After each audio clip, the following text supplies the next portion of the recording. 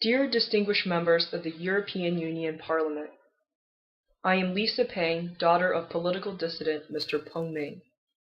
I would like to thank you for reaffirming the universal values of human rights, freedom, and justice for not only my father, but for the many others like him.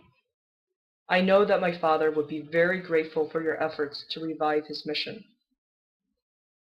My father, Mr. Peng Ming, is an environmentalist, an economist, and a human rights activist. He was the founder of China Development Union, an organization which sponsored think tanks that gave his fellow Chinese citizens the opportunity to discuss highly censored topics like human rights, freedom, and justice. As a result, in 1999, my father was sentenced to 18 months of re-education through labor camp.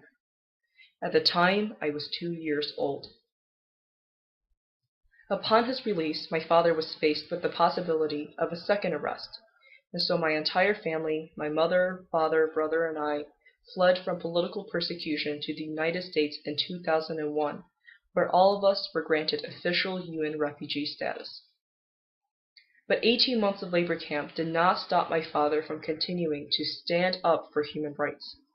In 2004, when I was 8 years old, my father went to Thailand to establish a safe haven for persecuted refugees. There, he was lured by 8 Chinese secret police to the border of Thailand and Burma, where he was kidnapped at gunpoint and brought back to the Communist Party in China, the regime that had persecuted him in 1999, the regime that has now sentenced him to life in prison. The United Nations Working Group for Arbitrary Detention has determined that my father's arrest is an arbitrary deprivation of his liberty.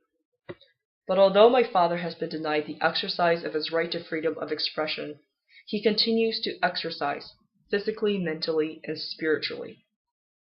Despite nearly 10 years in prison, suffering massive heart attacks and chronic kidney stones with no medical care, my father still persists. He is a man of faith. He is a hopeful father, brother, and son. And it is this hope that my father has instilled in me, despite the thousands of miles that have separated him from nearly a decade of my life, a decade of childhood memories, emotional growth, and intellectual maturity. It is this hope that makes me optimistic about the future, about the possibility of telling my father in person how much we have all cared for him and his dream to secure human rights, freedom, and justice in China. I hope that my father will be given proper medical attention and visitation rights, and ultimately, I seek his release.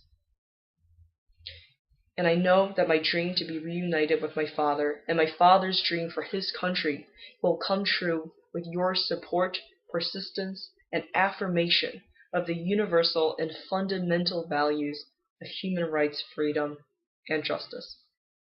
Thank you.